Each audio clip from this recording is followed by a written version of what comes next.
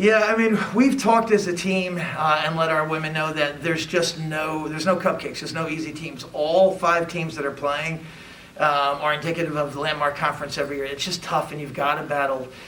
We expected a run. Their women came out of the half, and they just really battled and really did a number on us on the offensive glass, so we've got to clean some things up there.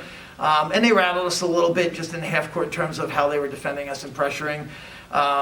We showed our youth, I thought, in the fourth quarter in particular. But that said, drawing up a play and watching them run it as they did and stay composed enough to run it perfectly there to give us the lead and on the backdoor pass there to Rachel was great. And so, it's having that young team, right? You get excited by the youth and the athleticism and all they can do, but that's going to bring growing pains with it along the way. So we're still kind of maturing on and figuring things out on the fly. Overall, I'm just really excited about the 2 defensive stops we got at the very end there and how we finally closed out the game. Gracie's an all-conference player, right? I mean, she's good. It's funny, she's not just 6'4", she's skilled. She's got soft hands, she's got great footwork, she battles, she fights. I thought she had an amazing game today. We threw just about everything we could at her to kind of keep her in check, and she just kept fighting and then logged a ton of minutes there in that fourth quarter. But I thought as a collective group, they just really got after the offensive glass and battled and worked, and we got outworked quite a bit in that second half, in particular in the third quarter. And that is a hallmark to their identity. When you play a Juniata team, after you play them a while, you realize they're tough, they're physical, they're going to fight for everything. And if you don't match that, you're going to find yourself in a situation like we were in the second half.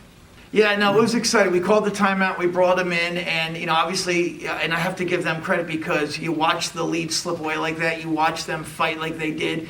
That shot that Collier ultimately hit came after an offensive board, right? And so yet again, another offensive board, then they got a reset and got a great look for her on the inbound. But then to come down and just kind of focus and then dial in, we wanted to look for Rachel and Amanda on that, so we went to Rachel first. They got a fingertip on the ball, so it slowed down the development of it.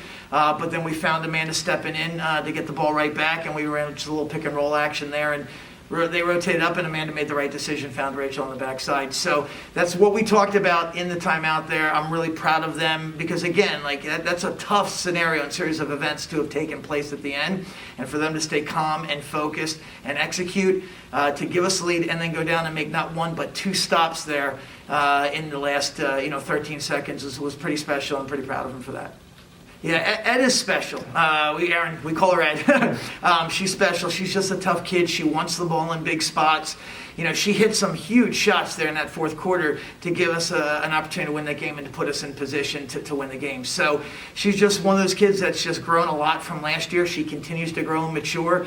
She'll learn from some of those mistakes and errors tonight that took place because I know her. She's going to go home and watch film, right? And then there'll be a whole litany of texts and notes and emails and conversation back and forth because she wants to get better. She wants to be a great player, and it's why she's kind of blossoming like she is.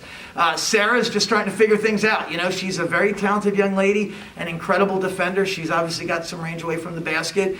And I think it's just been a matter of time for her to kind of find herself here at the college level. And things are starting to slow down for her a little bit. She's starting to see the floor better. And she knocked down some huge shots. I thought she really gave us a massive spark in the first half to carry us. But it's fun. It can be fun. It can be nerve-wracking. But we're watching these women grow before our eyes. And that's something to be excited about. I think it just amps up the rivalry across the conference. Like everyone knows, you have that old adage, play every game like it's your last, right? And make every game count, that sense of urgency. And I think what we've seen is everyone's playing with that sense of urgency. And when you add that to a team like Scranton, that sense of urgency, along with being very well coached and having great athletes, then you're in for a battle there. So we've got a lot to do to be prepared to play against them. Again, I know they're going to be ready for everything that we're going to throw at them, but it's exciting. It's why you come to play collegiate basketball and collegiate sports. You want to be in that big game against the big rival, to give yourselves a chance to, achieve something greater. So our women will be excited for it. Like I said, a lot to do, getting back in the gym next couple of days preparing, but should be fun.